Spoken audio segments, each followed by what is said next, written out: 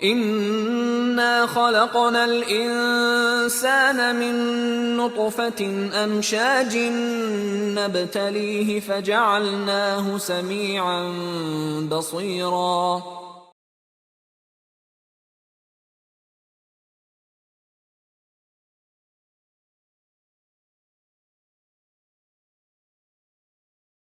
Warahmatullahi wabarakatuh. Innal hamdalillah nahmaduhu wa nasta'inuhu wa nastaghfiruh wa na'udzu billahi min shururi anfusina wa sayyiati a'malina. Man yahdihillahu fala mudilla lahu wa man yudlil fala hadiya lahu. Asyhadu an la لا شريك له وأشهد أن محمدا عبده ورسوله. يا أيها الذين آمنوا اتقوا الله حق تقاته ولا تموتن إلا وأنتم مسلمون.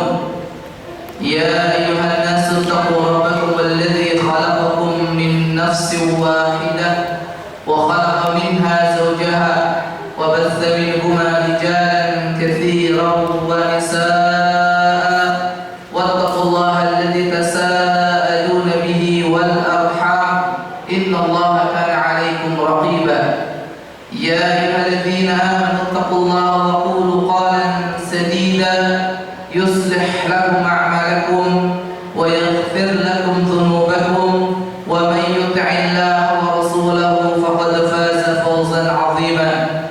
أما بعد فإن أصدق الحديث كتاب الله وخير الهدى هدى محمد صلى الله عليه وعلى آله وسلم وشر الأمور محدثاتها وكل محدثة في الدين بدعة وكل بدعة ضلالة وكل ضلالة في النار.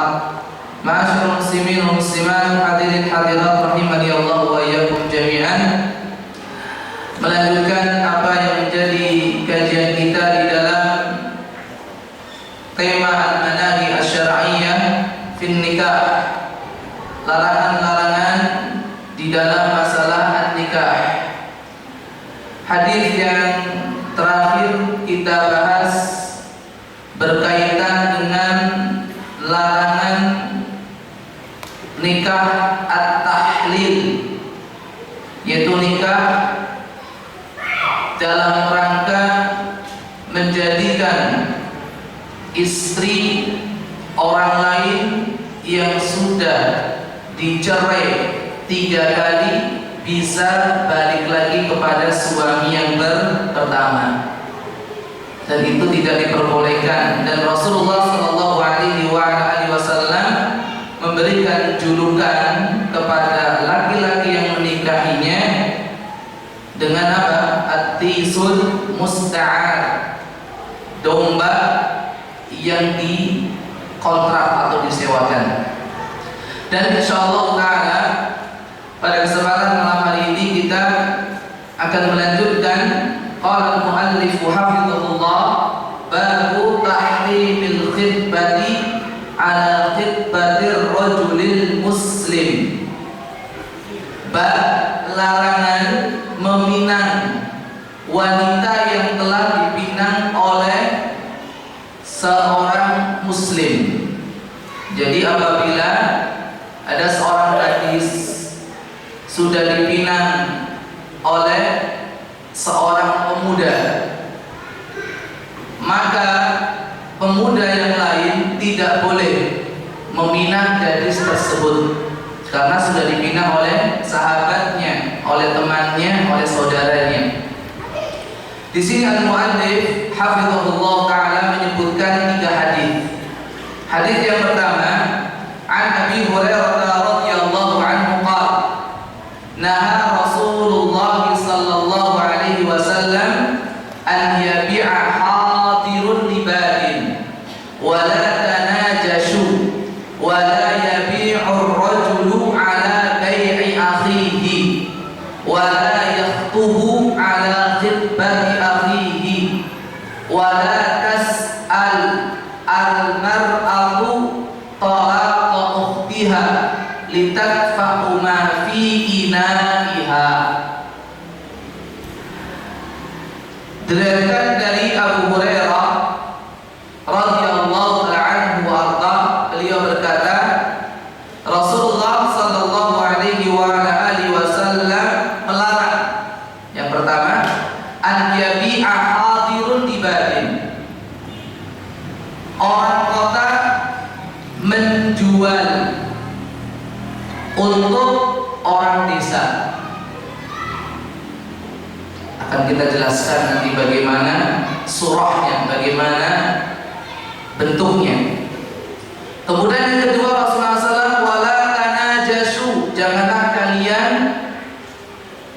jual beli sistem an-najash. An-najash pakai shin, bukan pakai sin. Ya, an-najash. Nanti apa maknanya kita jelaskan. Yang ketiga, janganlah seseorang itu membeli sesuatu yang sedang dibeli oleh saudaranya. Bagaimana bentuknya nanti.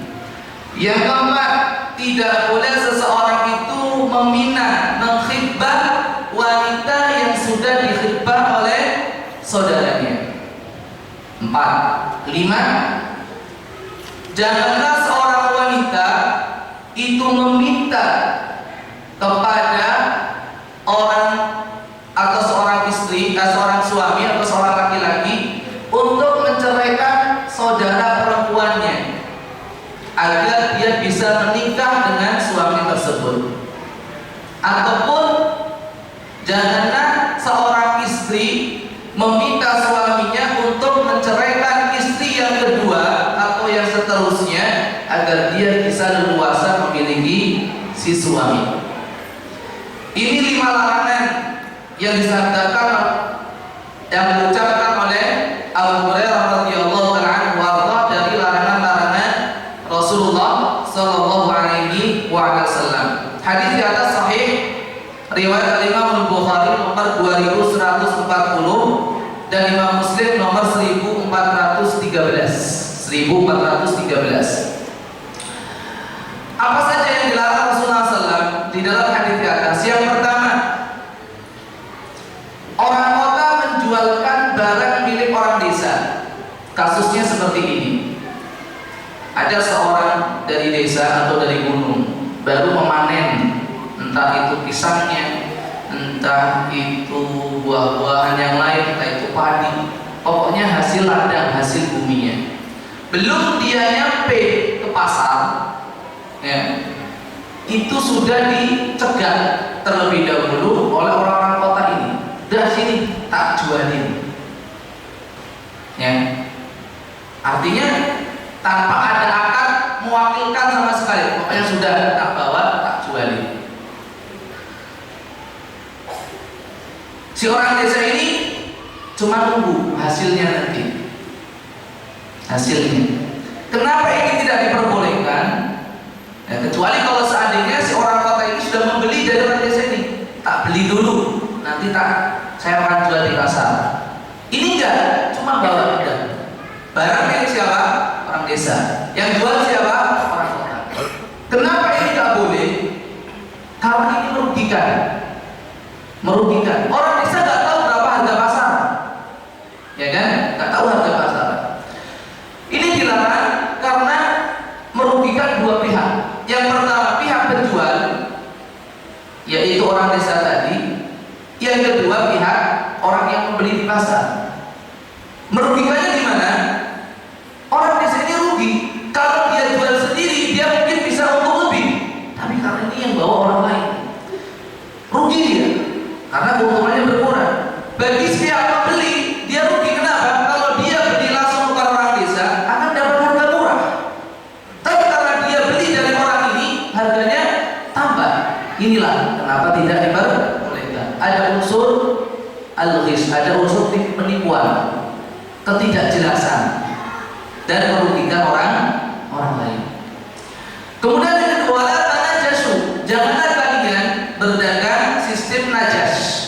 An-najas itu adalah seseorang menawar sebuah barang tapi bukan untuk membeli. Tujuannya apa?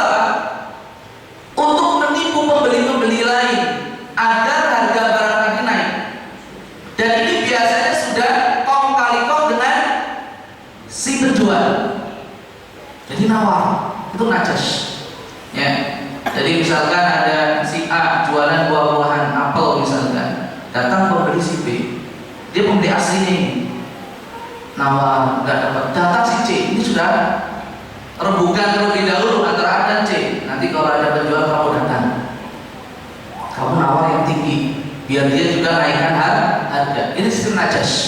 Ini juga tidak diperbolehkan, tidak diperbolehkan karena merugikan pembeli. Kalau penjual nggak rugi, yang rugi adalah pembeli. Ini sistem najas.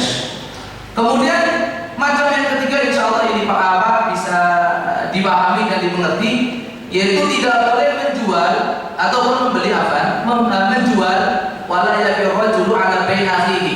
Menjual barang atau menawarkan barangnya sama. Misalkan saya jualan jam, tempat saya ini jualan jam pula. Ada salah seorang di antara bapak-bapak sedang nawar jam kepada saya, lagi tawar-tawar belum jadi, ini sudah nyelain dulu, udah sini aja ini, saya juga punya barang yang bagus, ini nggak boleh. Kecuali kalau seandainya si pembeli ini sudah selesai dengan penjual yang pertama. Tapi kalau sedang dalam rangka tawar-menawar, kemudian penjual yang lain menariknya untuk beli di tempatnya, itu tidak diperbolehkan. Kenapa alasannya? Karena akan menimbulkan al-adawah, permusuhan, pertikaian, kebencian. Itu alasan tidak diperbolehkannya. Kemudian yang keempat, ini yang menjadi pokok bahasan kita, tidak boleh meminang gadis yang sudah dipinang oleh saudaranya. Ya. Ini maksudnya apa? Ketika seorang gadis sudah dipinang oleh seorang ikhwan, seorang pemuda, dan sudah ada sinyal-sinyal diterima, ya, diterima oleh keluarga yang juga sudah menerima dan sebagainya. Memang belum akad, belum terjadi pembicaraan tentang masalah akad nikah. Lalu datang orang lain meminangnya, ini nggak boleh, tidak boleh. Kecuali dalam dua kondisi. Kondisi yang pertama, pemuda yang meminang pertama kali ini mengizinkan monggo sampai wes maju kayak toh enak kalau dikompong, pesimis sudah, ya, kelihatannya saya nggak terima, sudah kamu maju aja nggak apa-apa. Ini kalau sudah mendapatkan izin dari peminang pertama. Ataupun yang kedua, sudah jelas-jelas diketahui si peminang pertama itu sudah meninggalkannya, tidak jadi, itu tidak jadi. Tapi kalau sudah ada kok pembahasan agak serius, kita masuk, nggak boleh. Kenapa? Karena menimbulkan permusuhan. Kemudian yang kelima, itu tadi seorang wanita. Maknanya hadis ini ada dua macam. Seorang wanita memerintahkan kepada seorang laki-laki yang sudah beristri untuk menceraikan istrinya. Tujuannya apa? Tujuannya agar dia bisa menikah dengan laki-laki tersebut. Wis, ceraikan saja istri kamu itu. Dan ini biasanya terjadi apabila kaum wanita sudah mulai bebas keluar rumah, campur baur dengan laki-laki lain, ya, perselingkuhan dan sebagainya. Sudahlah, kamu ceraikan saja istri kamu. Yang begini dan begitu, menyebutkan kejelekan-kejelekan, juga nikah saja sama saya, haram hukumnya. Ataupun model yang kedua, bentuk yang kedua, seorang laki-laki memiliki dua istri. Maka salah satu istrinya ujuk-ujukin, bahasa Jawanya itu, ya, memerintahkan suami untuk menceraikan salah satunya, ya, entah itu istri tua atau istri mudanya, biar dia itu mendapatkan haknya secara penuh dari si suami. Ini juga diharamkan, tidak diperbolehkan. Hadis yang kedua, Ibnu Umar radhiyallahu anhuma, an Nabi sallallahu alaihi wasallam qala, la yabi' ar-rajulu ala bai' akhihi wa la yakhthub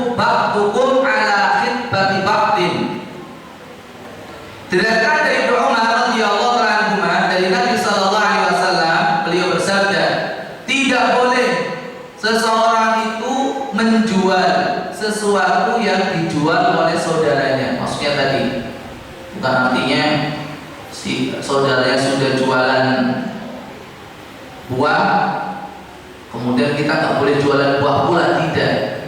Ya, maksudnya la yabi, tidak menjual ar-rajulu seseorang ala bai akhihi, atas jualan saudaranya. Artinya tidak boleh menawarkan barang dagangan kepada seorang pembeli yang sedang mengadakan transaksi dengan temannya atau dengan saudaranya. Ini kadang satu masalah yang kurang diperhatikan oleh para penjual di pasar. Karena itulah Umar bin Khattab radhiyallahu anhu ketika dalam masa pemerintahannya beliau sangat keras. Beliau itu nggak mengizinkan sembarang orang masuk ke pasar berjualan, kecuali orang tersebut sudah belajar fikih muamalah. Karena orang kalau belum belajar fikih muamalah akan banyak terjatuh ke dalam pelanggaran syariat. Nah, kalau Umar radhiyallahu anhu sekarang ini masih hidup, berapa banyak para pedagang yang diusir dari kiosnya, dari tokonya.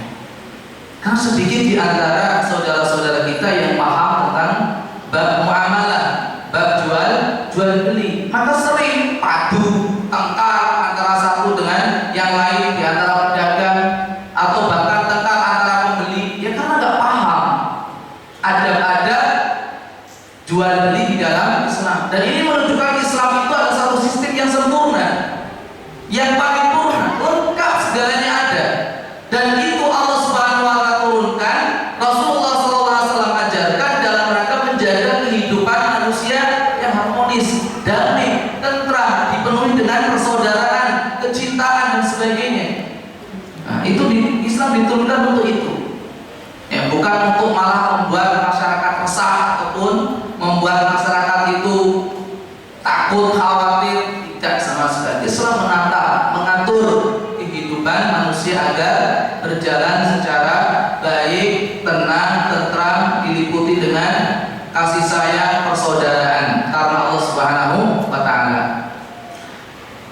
Kemudian hal yang kedua yang disampaikan dalam hadis di atas adalah salah seorang di antara kalian tidak boleh mengkhitbah wanita yang sudah dikhitbah oleh orang lain. Hadis sahih riwayat Imam Bukhari nomor 5142 dan Imam Muslim nomor 1412. Kemudian hadis yang ketiga yang disebutkan oleh muallif hafizahullah taala adalah an Uqbah bin Amir radhiyallahu anhu qala inna Rasulullah sallallahu alaihi wasallam qala al-mu'minu akhul mu'min fala yahillu lil mu'min an yabta'a ala bai'i akhihi wa an yakhtuba ala khitbati akhihi hatta yadara. Diriwayatkan dari Uqbah bin Amir radhiyallahu anhu, beliau berkata, Rasulullah sallallahu alaihi wasallam bersabda, al-mu'minu akhul mu'min. Seorang mukmin itu saudara mukmin yang lain. Subhanallah. Rasulullah SAW membuka sabdanya dengan satu kaidah umum. Siapapun dia, selama dia itu beriman kepada Allah, itu saudaramu.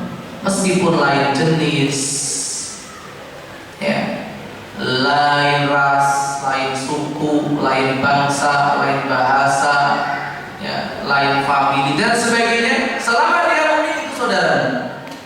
Maka berikanlah hak-hak saudaramu itu. Jangan sakiti dia,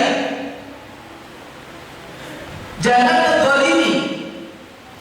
Salah satu hal yang akan merusak persaudaraan sesama muslim adalah yang disebutkan dalam hadis ini. Beliau mencontohkan dua hal, yaitu fala yahillu lil mu'min, tidak halal bagi seorang mukmin untuk menjual apa yang sedang dijual oleh saudaranya. Artinya menawarkan barang yang sedang ditawarkan oleh saudaranya kepada seorang pembeli. Karena itu akan merusak ukhuwah, Dan yang kedua, tidak boleh seseorang itu mengkhitbah wanita yang sedang dikhitbah oleh saudaranya hatta yadhara, sampai saudaranya tersebut meninggalkan wanita tadi. sudah nggak jadi. Sudah ada kata putus, ora sido. Tapi kalau belum ada kata belum nggak jadi, ditolak, nggak boleh maju. Tidak boleh maju. Mungkin sebagian orang mengatakan beda pilih Ustaz, nggak bisa. Ya, ini bukan persaingan mencari jodoh. Ya, karena itu akan menimbulkan permusuhan. Bisa jadi malah bunuh-bunuhan. Ya kan? Bunuh-bunuhan, pertumpahan darah.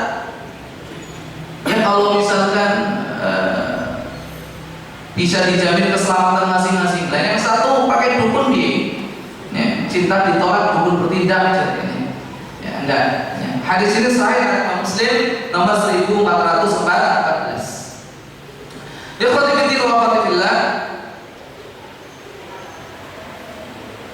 Hadirin hadirat, a'azzani Allah wa iyyakum jami'an. Ini bab yang keempat.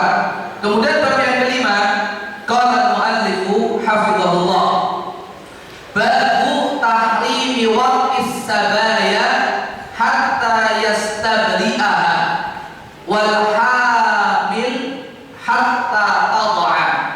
Babu bab tahrim, haram, waqis sabaya, menggauli wanita-wanita tawanan perang.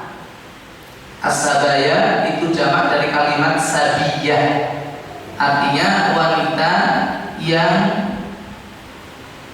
tertawan dalam sebuah peperangan, tentunya wanita-wanita kafir. Karena apabila terjadi pertempuran antar dua kelompok muslim mukmin, gak boleh wanitanya dijadikan tawanan perang. Ya. Karena di dalam perang Jamal antara kubu Ali radhiyallahu anhu warda dan kubu Aisyah radhiyallahu anha wardaha, yang kalah tidak kemudian wanitanya dijadikan sebagai tawanan perang. Pun yang terjadi antara Ali radhiyallahu anhu warda dengan Muawiyah radhiyallahu anhu warda dalam perang Siffin, ini dijadikannya seorang wanita menjadi tawanan perang itu kalau musuhnya adalah orang kafir. Bab haramnya menggauli wanita-wanita tawanan perang hatta yastabri'aha, sampai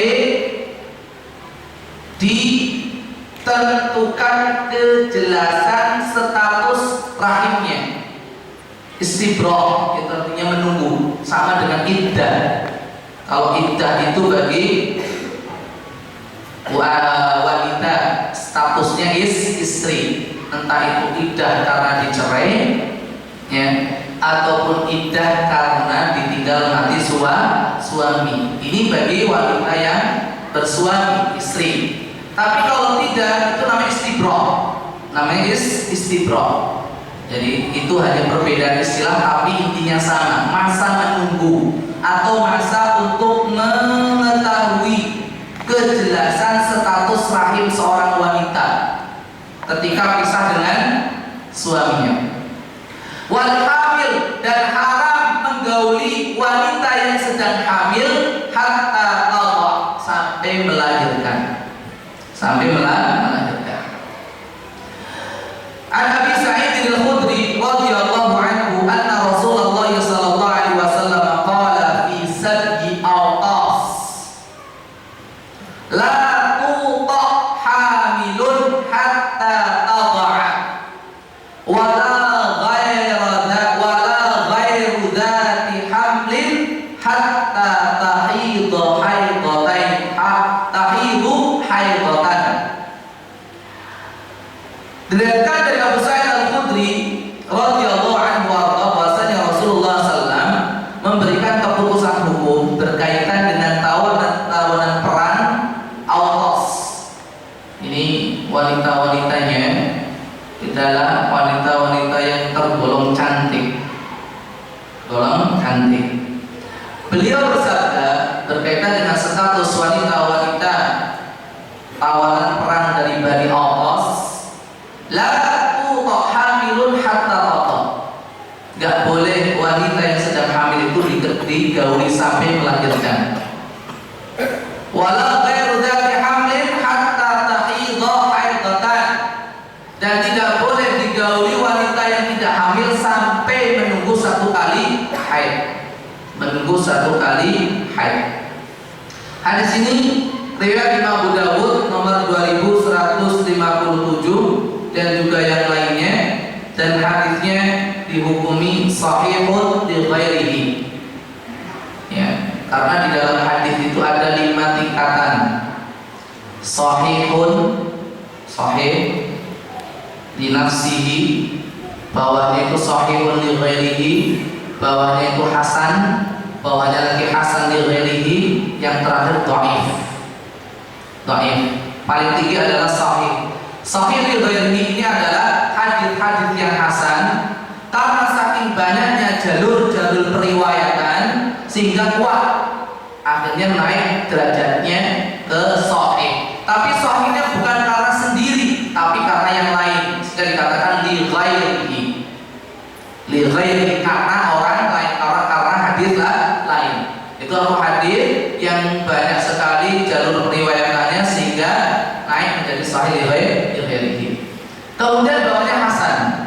Bawahnya lagi hasan li ghairihi. Hasan li ghairihi ini adalah hadis-hadis lemah, hadis-hadis dhaif yang kemudian saking banyaknya riwayat-riwayat yang saling menguatkan maka naik menjadi hasan li ghairihi. Dan yang terakhir hadis dhaif. Ya, jadi hadisnya sahih li ghairihi.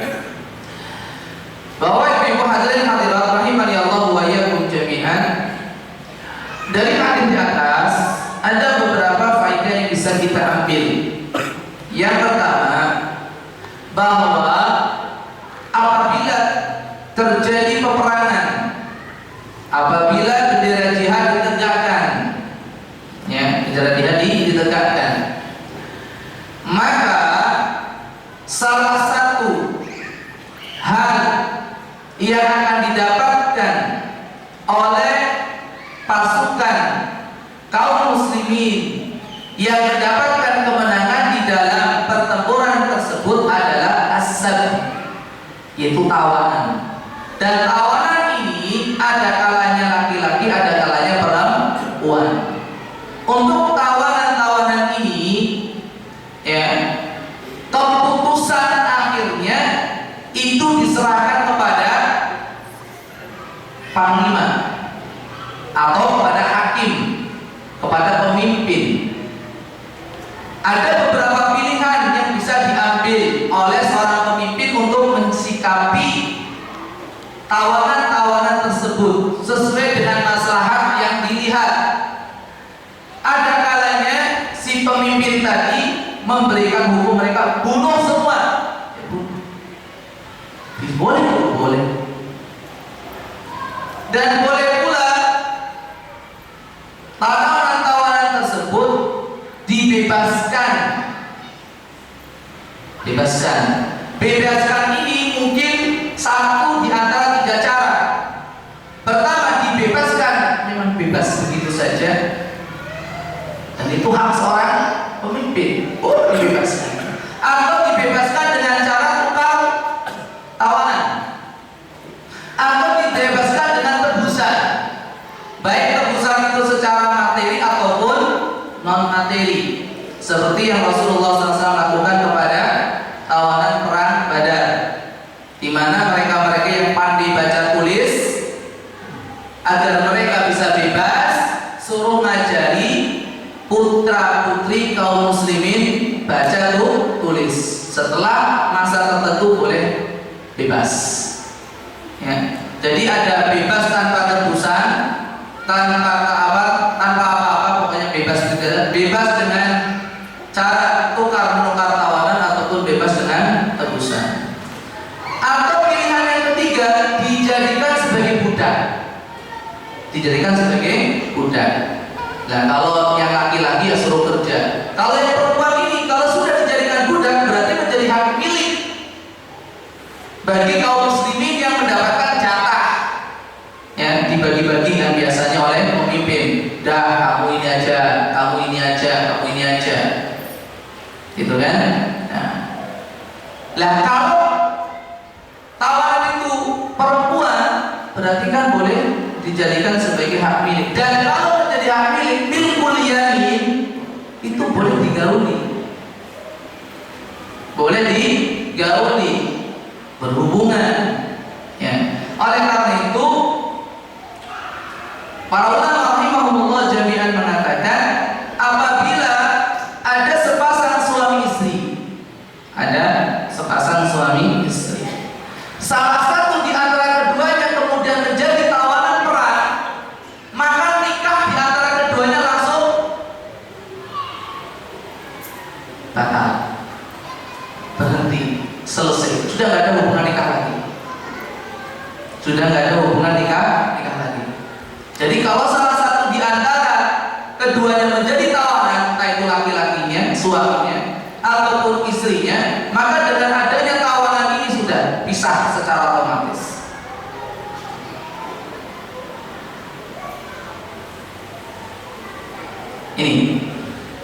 Ini yang pertama, penjelasan yang pertama tentang hadis di atas. Yang kedua adalah larangan menggauli tawanan perang wanita tadi yang sudah menjadi budak sampai masa tunggu berakhir. Masa tunggu berakhir bagi orang yang hamil itu adalah ketika sampai melahirkan. Bagi wanita yang tidak hamil itu ada satu kali haid.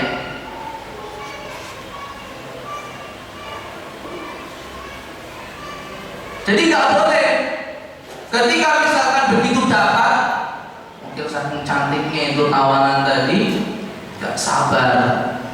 Boleh, tunggu dulu. Hamil atau tidak? Kalau hamil, tunggu sampai lahirin. Yo mesake, misalkan hamil baru 2 bulan, nunggu pinten 7 bulan. Mending yang tidak hamil cukup 1 kali haid. Enak nih 1 kali haid. Ya nek haidnya setiap bulannya, haidnya 3 bulan sekali. Ya bodoh kali. Ada wanita yang haidnya 3 bulan sekali, ada. Ya, jadi haid itu bukan bulanan. Kadang 1 bulan seorang wanita haid bisa 2 kali, ada. Ini ada. Kemudian, ya, hadis di atas, faedah yang ketiga, sebagian ulama rahimahullah mengatakan kalau seandainya masa menunggu bagi seorang wanita yang hamil itu adalah melahirkan, dan masa menunggu bagi wanita yang tidak hamil itu adalah dengan menunggu 1 kali haid. Ini faedah yang ketiga. Para ulama mengatakan berarti wanita hamil itu tidak haid. Wanita hamil itu tidak haid. Oleh sebab itu apabila seorang wanita sedang hamil keluar darahnya, maka darah itu bukan darah haid, dan wanita tersebut masih tetap harus sholat, puasa, dan boleh digauli oleh suaminya karena itu bukan darah haid. Kenapa demikian? Dia karena di dalam hadis di atas Rasulullah SAW menjadikan masa menunggu bagi wanita hamil adalah dengan apa? Dengan melahirkan. Sedangkan bagi wanita yang tidak hamil dengan 1 haid. Ini menunjukkan bahwasanya antara hamil dengan haid tidak bertemu. Kalau seandainya wanita hamil dihukumi haid pula, maka akan lebih mudah menghukumi masa menunggu bagi wanita hamil juga dengan haid, karena itu lebih mudah dan juga lebih memudahkan, meringankan kepada suami ataupun laki-laki yang akan menikahinya. Tapi ternyata tidak. Ya. Karena itulah Imam Qayyim al-Jauziyah rahimahullahu taala ketika di dalam kitabnya Tahdhibus Sunan, beliau mengisyaratkan bahwasanya beliau memiliki satu risalah, satu karangan khusus yang berkaitan tentang al-hamil, hal tahidu amla, seorang yang wanita hamil itu haid atau tidak. Tapi yang rajih adalah bahwasanya wanita hamil itu tidak haid. Maka dari itu apabila seorang wanita di masa hamilnya itu keluar darah, maka itu bukan darah haid, tetap sholat, puasa, dan boleh digauli oleh suaminya. Allah Ta'ala mensuap. Baru hadis yang pertama, karena sudah berkumandang adzan isya, biasa adzan terlebih dahulu, dan setelah adzan tak lanjutkan sedikit. Masih ada 2 hadis lagi. Tafadhol.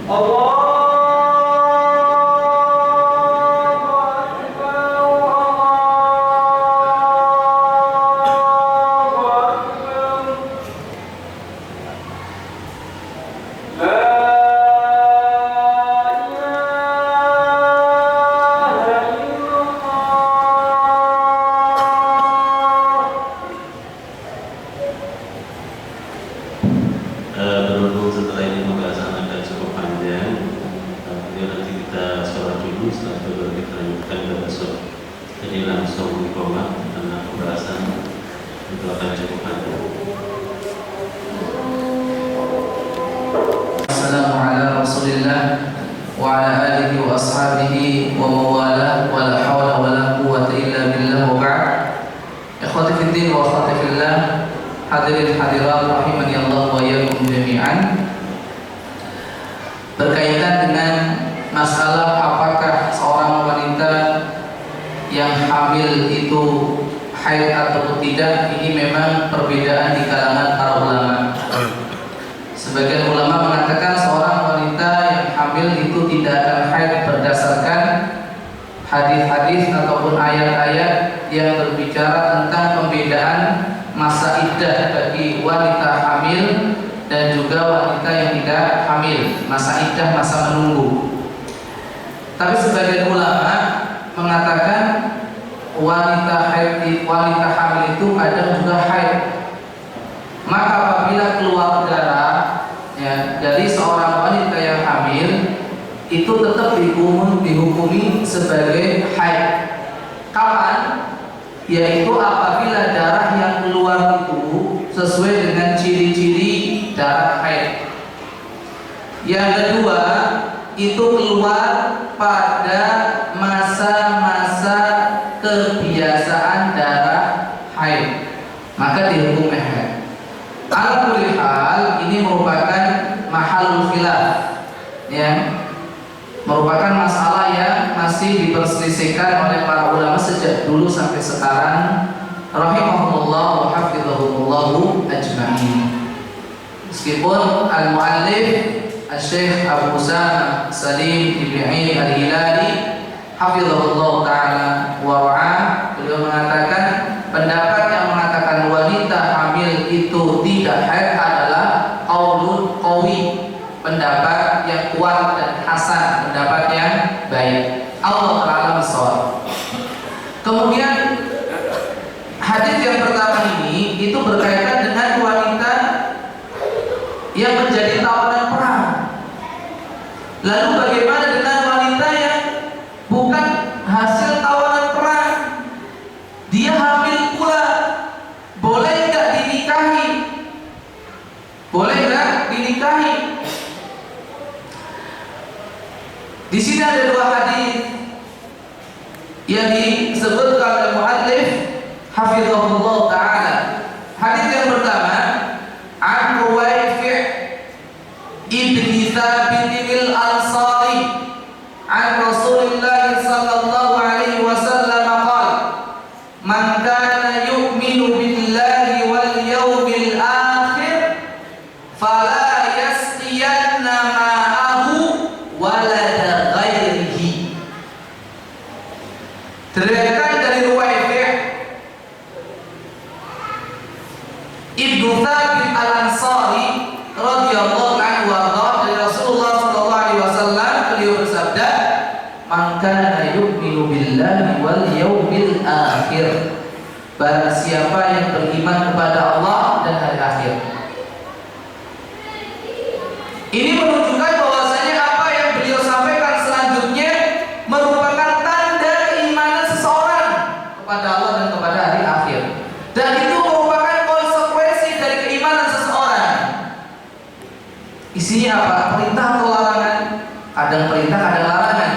Tapi yang ada dalam hadis ini berupa larangan. Barang siapa yang beriman kepada Allah dan kepada hari akhir, fala yasqiyanna ma'ahu, maka janganlah dia menyiramkan airnya, maksudnya air mani, walada ghairihi, kepada anak orang lain. Bukan berarti anak yang sudah lahir kemudian dicoti, itu tidak. Artinya yang masih di dalam kandungan, artinya ibunya mengandung dia. Tidak boleh seseorang itu menikahi wanita yang sedang hamil, dari hadis ini. Fala yasqiyanna ma'ahu walada ghairihi, janganlah dia menyiramkan airnya kepada anak orang lain. Hadis ini diriwayatkan Al-Imam Abu Dawud, Al-Imam At-Tirmidzi, dan disahihkan oleh Imam Ibnu Hibban, dan dihasankan oleh Imam Al-Bazzar rahimahumullahu jami'an. Dari hadis di atas menunjukkan bahwa menikahi seorang wanita yang hamil itu haram, tidak boleh. Kenapa? Karena wanita yang hamil, baik dia itu diceraikan oleh suaminya atau ditinggal mati oleh suaminya, maka selama dia itu hamil itu dalam masa iddah. Dan selama wanita dalam masa iddah gak boleh nikah atau dinikahi oleh orang lain. Jadi gak boleh.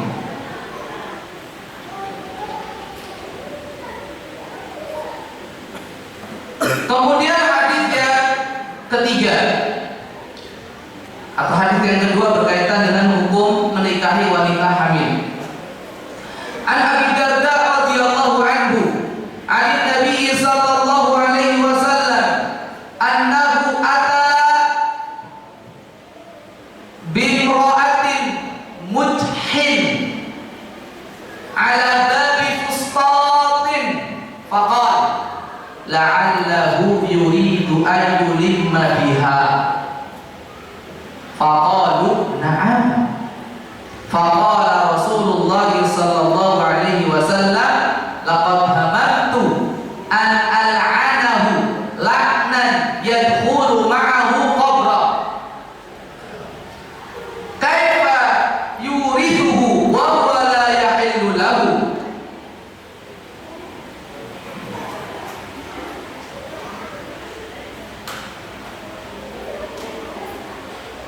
Kaifa yastakhdimuhu wa huwa la yahillu lahu.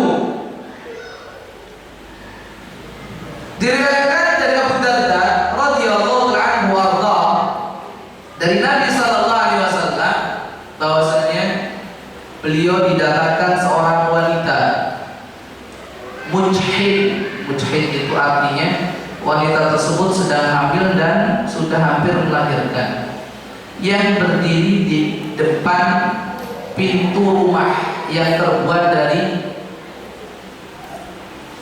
bulu binatang. Fustat itu rumah yang atapnya itu dari bulu binatang. Faqal, maka Nabi sallallahu alaihi wasallam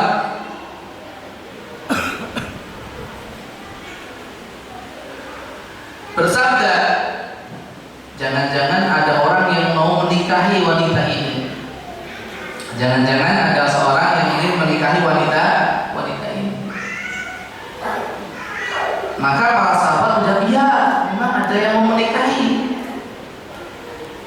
Ya, mau menikahi. Maka Rasulullah SAW bersabda, laqad hamantu, sungguh aku sudah memiliki keinginan an al'anahu, untuk melaknat orang yang akan menikahi wanita ini. Laknat dengan satu laknat, yadkhulu ma'ahu qabra, yang akan terus dia bawa sampai ke kuburnya. Berarti ini perbuatan yang besar, ya, kesalahan yang tidak kecil. Karena Rasulullah berniat untuk melaknatnya. Kenapa Rasulullah tidak melaknat? Karena itu belum terjadi. Hanya punya keinginan ingin melaknat orang yang akan menikahi wanita ini dengan satu laknat yang akan dia bawa sampai ke kuburnya. Kenapa sampai harus dilaknat? Beliau melanjutkan, kaifa yurithu wa huwa la yahillu lahu. Bagaimana mungkin dia akan memberikan warisan kepada anaknya nanti, anak yang akan lahir itu, padahal dia tidak berhak mendapatkannya. Karena itu anak orang lain. Anak orang lain. Meskipun ibunya dia nikahi, tapi anak itu bukan anak dia. Dan nanti akan timbul satu persoalan. Kalau laki-laki ini, suami ini meninggal dunia, orang-orang itu tahunya itu anak dia, padahal bukan, anak orang lain, karena dia menikahi ibunya dalam kondisi hamil anak ini. Bagaimana mungkin akan memberikan warisan kepada orang yang tidak berhak mendapatkan warisan? Atau sebaliknya, kalau ini berkaitan dengan wanita tawanan perang yang menjadi budak. Wa kaifa yastakhdimu wa huwa la yahillu lahu. Bagaimana mungkin dia akan menjadikannya sebagai budak, melayaninya, padahal itu tidak halal bagi dia. Artinya bisa jadi itu anak dia. Kan orang kan bertanya-tanya, bagaimana mungkin itu anaknya mau dijadikan budak? Atau itu bukan anaknya mau dikasih harta warisan? Seperti itu. Hadis dari Imam Muslim nomor 1441. Ikhwati fillah wa akhwati fillah, ma'asyiral muslimin muslimat rahimani Allah wa iyyakum jami'an. Maka dari ketiga hadis di atas ada satu kata sepakat, yaitu apa? Haramnya menikahi wanita yang sedang hamil. Perkaranya jelas, karena wanita sedang hamil ditinggal mati suaminya, atau dicerai oleh suaminya, atau seorang menjadi budak gara-gara menjadi tawanan perang, itu masih dalam masa iddah. Baru boleh dinikahi kapan? Ketika sudah melahirkan. Sampai di sini selesai apa yang dikatakan oleh muallif ataupun apa yang disebutkan oleh muallif rahimahullah wa hafizahullah taala. Timbul satu persoalan.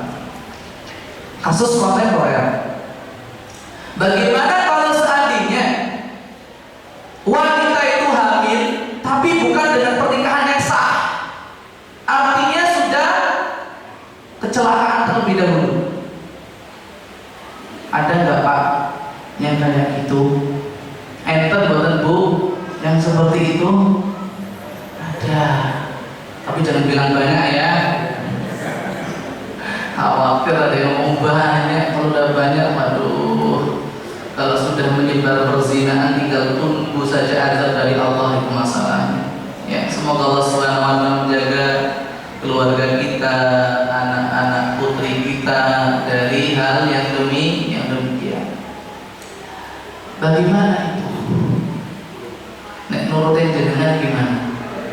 Boleh nggak LKMD itu lamar carry atau disini? Atau MBA merit by accident? Kira-kira boleh nggak?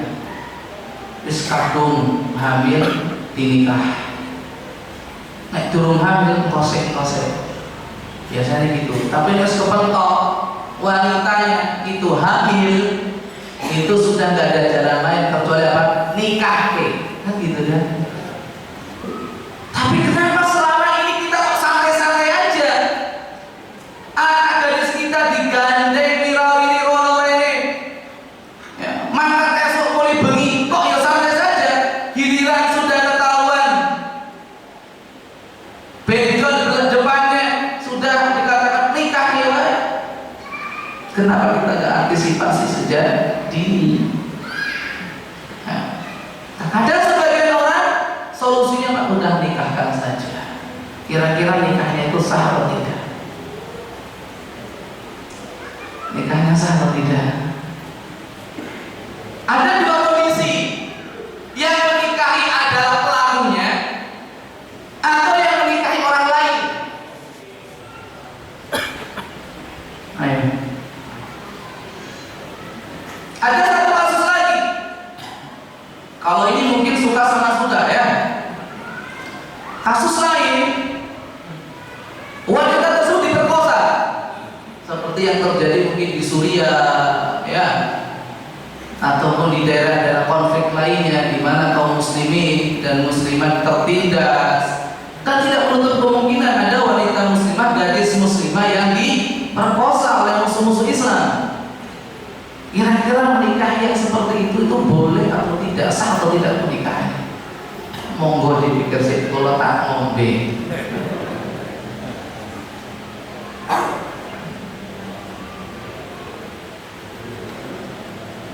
Boleh nggak? Nggak boleh. Alasannya apa Pak?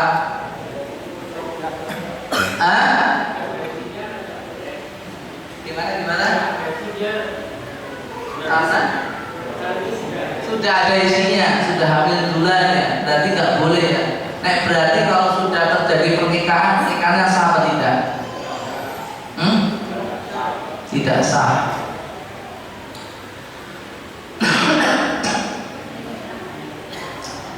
Gimana, ada pendapat lain? Ya kan itu sama dengan menikahi seorang wanita yang berbuat zina kan ya.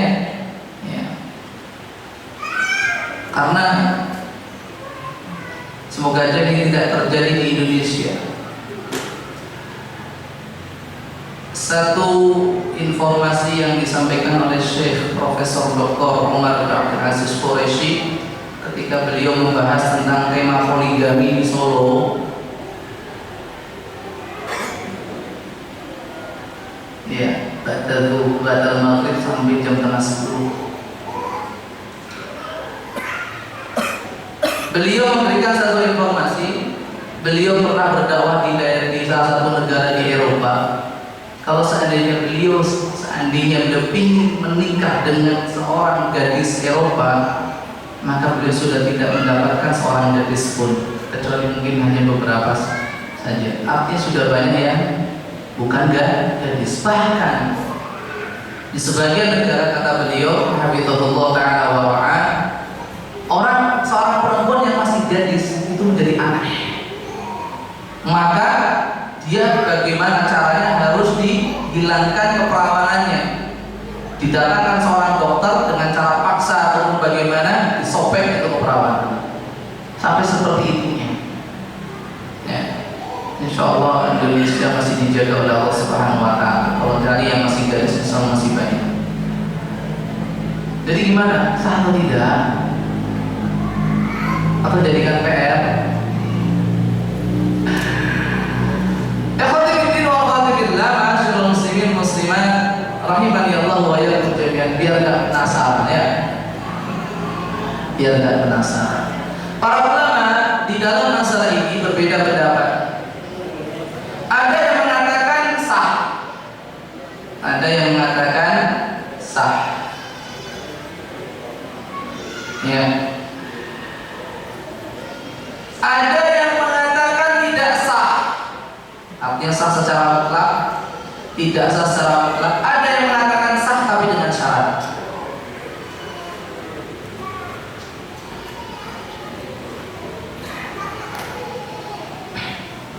Dengan syarat.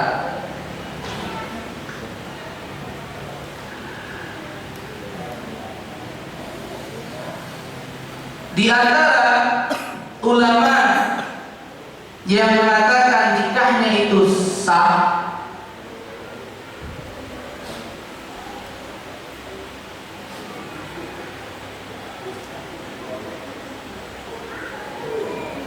adalah Imam Abu Hanifah. Al-Imam Abu Hanifah.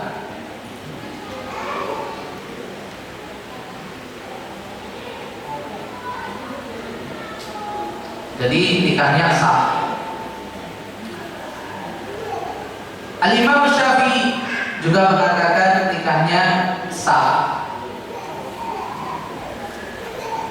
Tapi sebagian ulama mengatakan nikahnya tidak sah secara mutlak. Adapun Imam Ahmad bin Hanbal rahimahullah ta'ala, beliau mengatakan nikahnya sah dengan dua syarat. Nikahnya sah dengan dua syarat. Syarat yang pertama, selesai iddahnya. Selesai iddahnya. Ini menikahi wanita yang berbuat zina ya. Saya belum membahas tentang wanita yang hamil karena zina. Yang berbuat zina. Ada yang mengatakan tidak sah, ada yang mengatakan sah. Ada yang mengatakan sah dengan dua syarat. Yang mengatakan tidak sah karena Allah Subhanahu wa taala berfirman,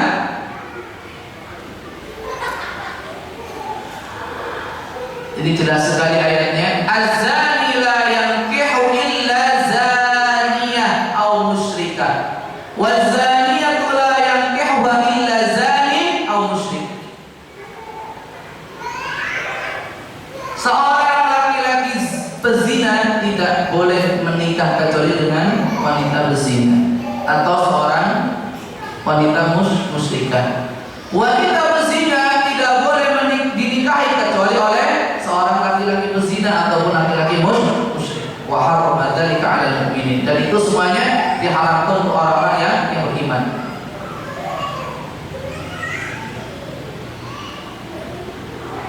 Ada sebuah kisah. Ada seorang bernama Marthad, seorang sahabat yang sudah berhijrah. Beliau datang ke kota suci Mekah dan melihat seorang wanita cantik yang bernama Inat. Seorang wanita cantik menarik hati dia dan ingin menikahinya. Kemudian ketika beliau sampai di kota Madinah, tapi belum mau dinikahkan. Ketika sampai ke kota Madinah, beliau radhiyallahu anhu bertanya kepada Rasulullah sallallahu alaihi wasallam.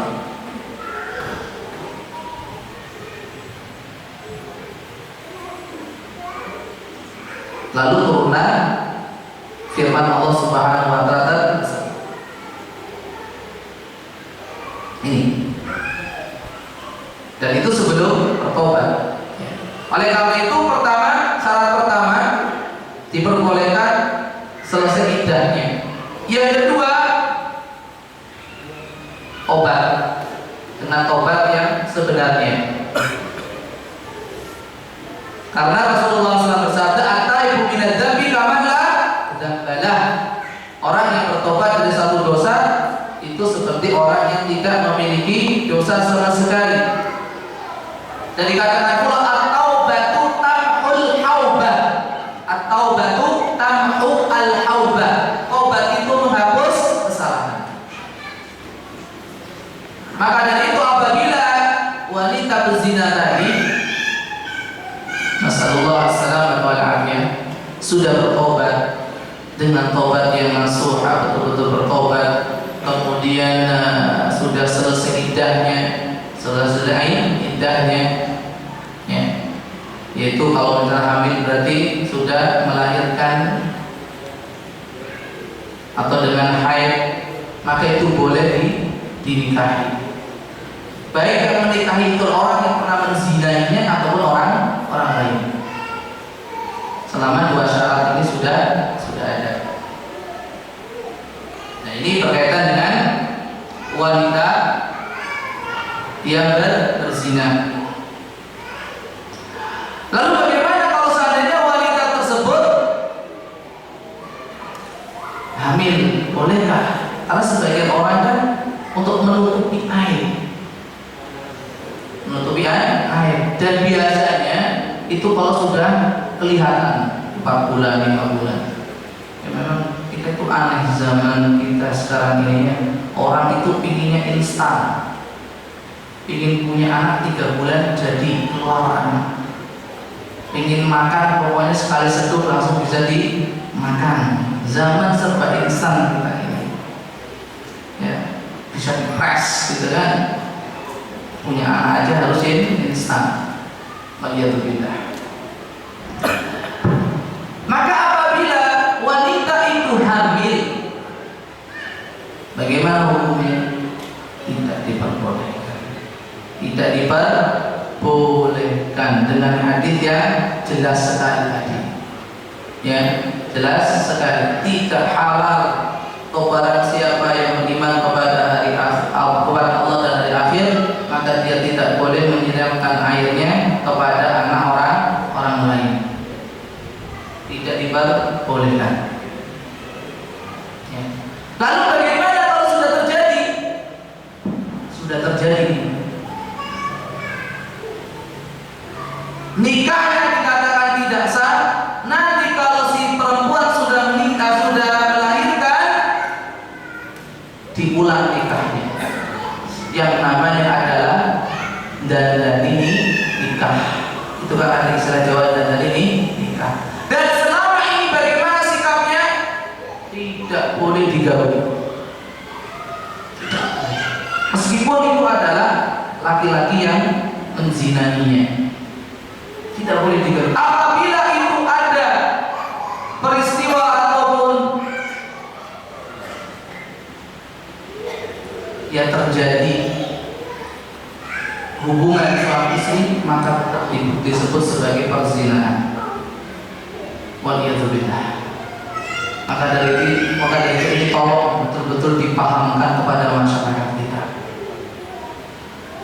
Dipahamkan pada masyarakat kita. Dan ketika anak itu lahir, enggak bisa dinisbahkan kepada bapak, meskipun secara kenyataan itu bapak biologisnya, tapi secara syar'i tidak boleh.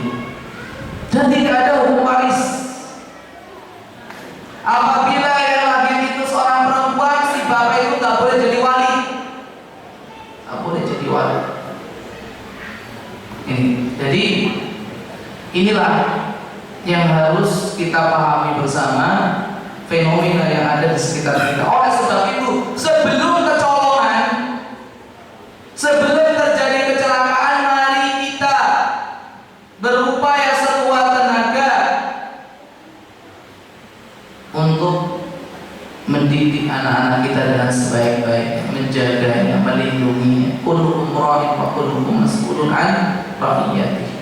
Maka tidak heran kalau seandainya Rasulullah SAW memberikan kabar gembira pahala yang begitu besar bagi bagi orang tua yang memiliki anak perempuan. Man 'ala jariyatain, barang siapa yang mendidik 2 anak perempuan sampai dewasa hatta terduha, maka keduanya akan menjadi sitron, penghalang bagi orang tuanya dari sikap neraka. Tidak mudah masalahnya. Gak mudah. Mendidik sampai dewasa, sampai dia menikah, kok selamat, alhamdulillah, bisa dijadi sebagai penghalang dari siksa api neraka. Karena sangat berat sekali, sangat berat sekali. Oleh karena itu, bapak-bapak, ibu-ibu yang memiliki anak perempuan, tolong dijaga, tolong dijaga. Jangan sampai kecolongan. Nasallahu alaihi wasallam. Karena kalau sudah kecolongan sudah, enggak solusi yang paling banyak diambil oleh orang di situ. Dinikahkan tadi.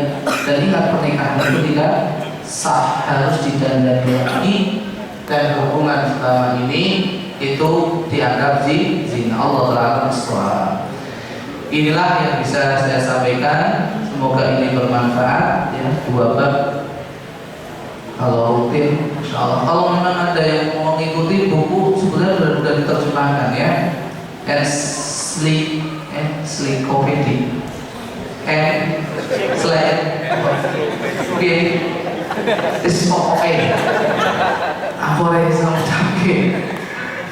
pokoknya itu urusan larangan-larangan sudah diterjemahkan. Kalau nggak salah 3 jilid, ada besar-besar. Kalau ada yang mengikuti nggak apa-apa.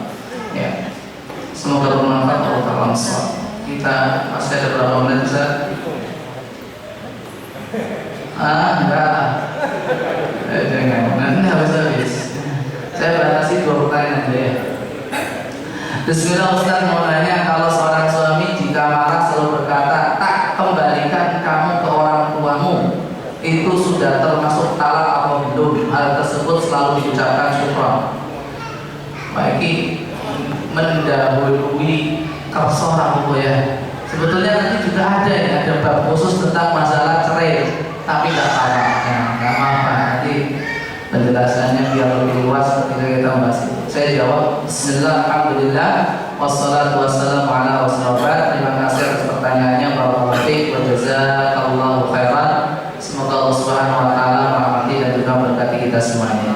Bapak ibu-ibu hadirin hadirat rahimani Allah wa iyyakum jami'an. Lafaz cerai itu ada 2 macam.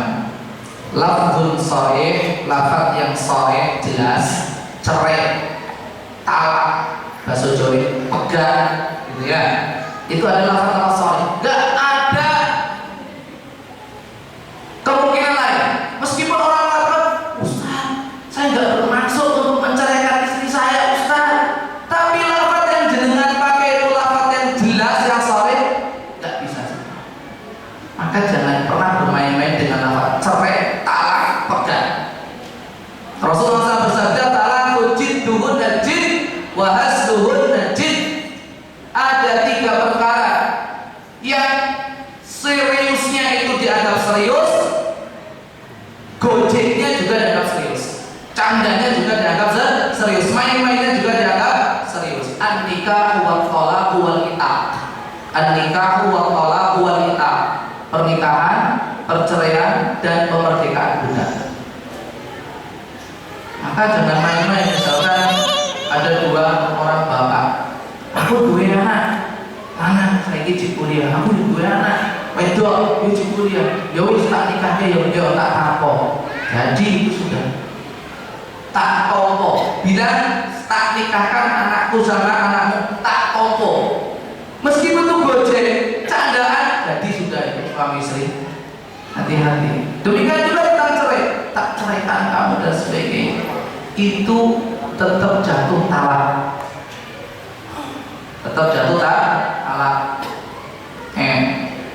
Meskipun hanya main-main.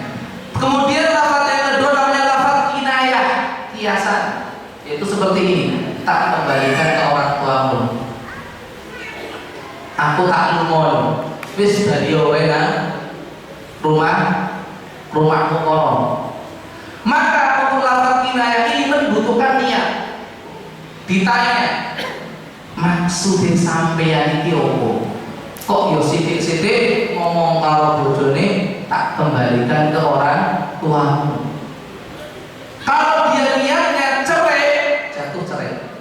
Tapi kalau dia niatnya lain, tidak. Mergane kadang niatnya lain. Orang Ustaz suruh pulang ke rumah orang tuanya kan cukup beras. berasa entek, gitu kan?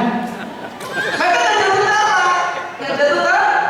Maka dari itu apa ditanya dulu maksudnya sampean kiopo gitu loh. Kalau maksudnya cerai ya jadi cerai. Itulah bedanya lafaz sharih dan lafaz kinayah. Lafaz sharih nggak perlu niat-niatan. Ya. Tapi lafaz kinayah yang seperti ini perlu ditanya niatnya apa, tujuannya apa. Allah Ta'ala bisawab. Yang lain, ya monggo. Dan saya sepakat dua pertanyaan dari terakhir, monggo Pak.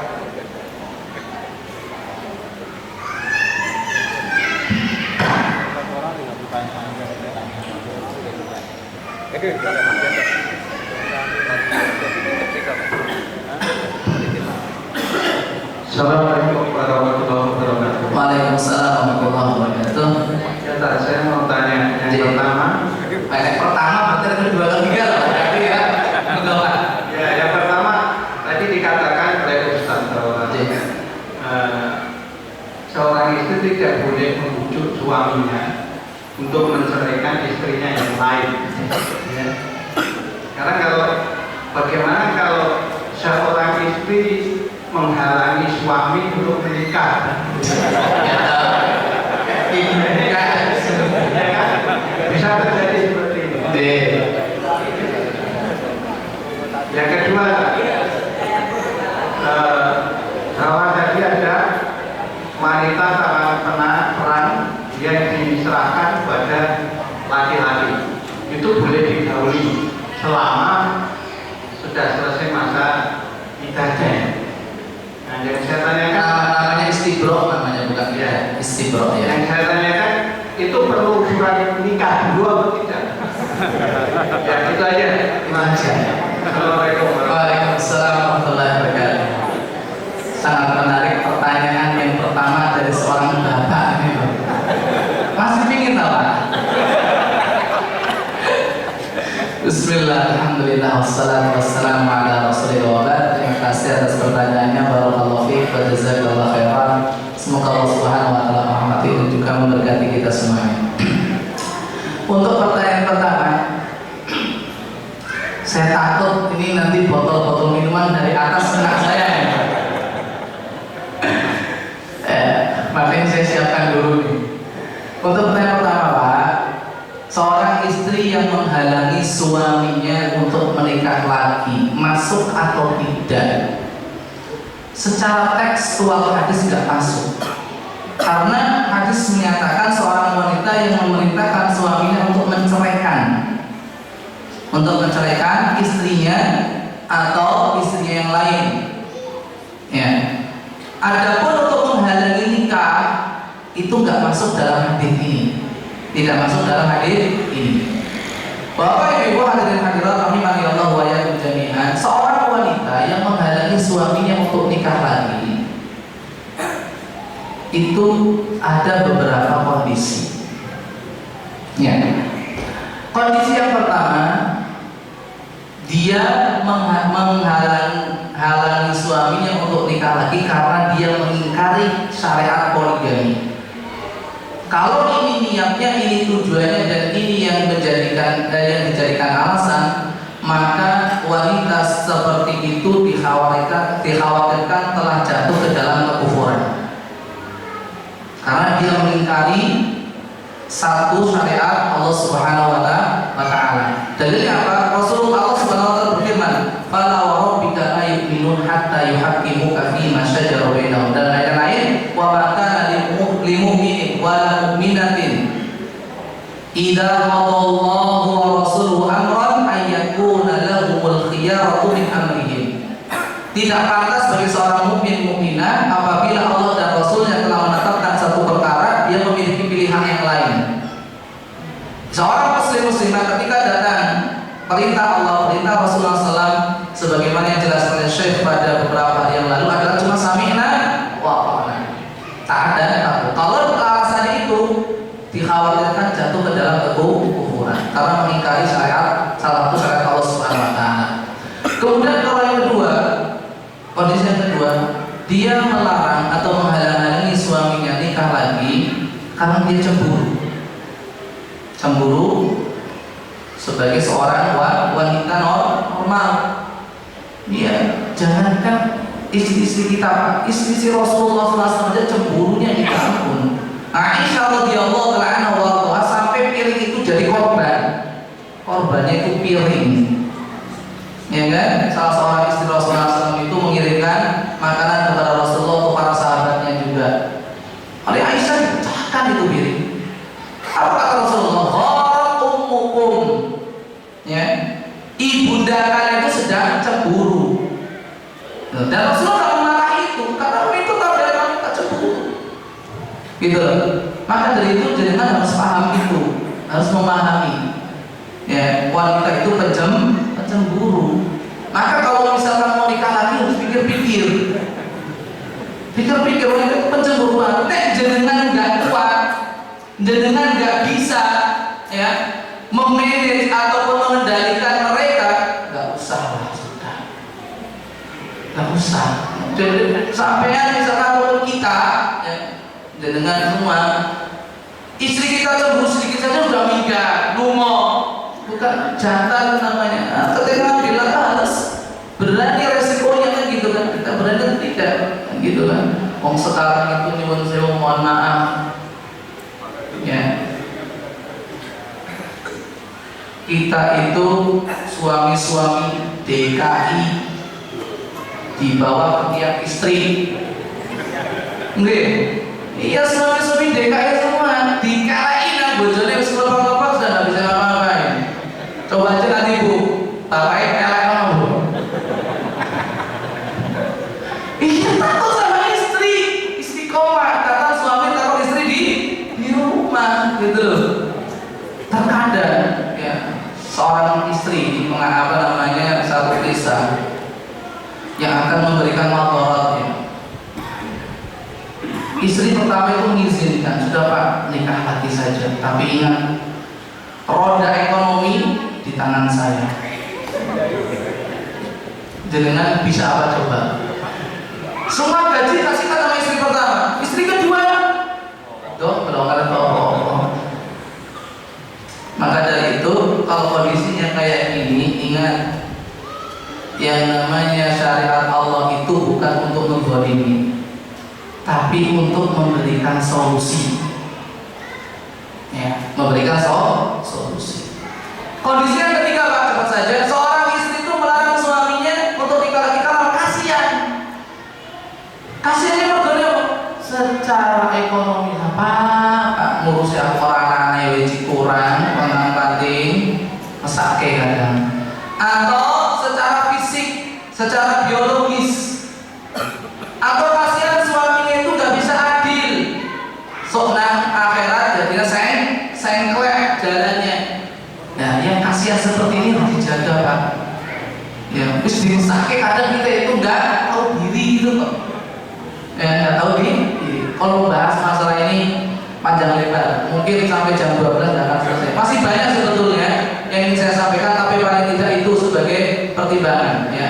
Kan tadi pertanyaannya bagaimana hukumnya seorang istri yang menghalangi suaminya. Saya perinci menjadi 3 itu tadi. Kemudian pertanyaan kedua, kaitannya dengan sampai lagi, Pak, masalah perang, ya. Apabila seseorang mendapatkan tawaran perang berupa seorang wanita, ketika mau menggauli ataupun mau menggauli, butuh surat nikah atau tidak? Tidak perlu, Pak. Digauli saja monggo, tidak perlu dinikahi. Karena Allah Subhanahu wa taala berfirman, "Au ma malakat aimanukum," atau budak-budak kalian. Gak perlu dinikahi kalau itu milik sendiri loh, ya. Kalau itu milik orang lain harus nikah. Itu bukan milik kita. Tapi kalau budak itu milik sendiri, gak perlu surat nikah, gak perlu akad nikah. Yang perlu akad nikah apabila budak-budak itu milik orang lain. Ya.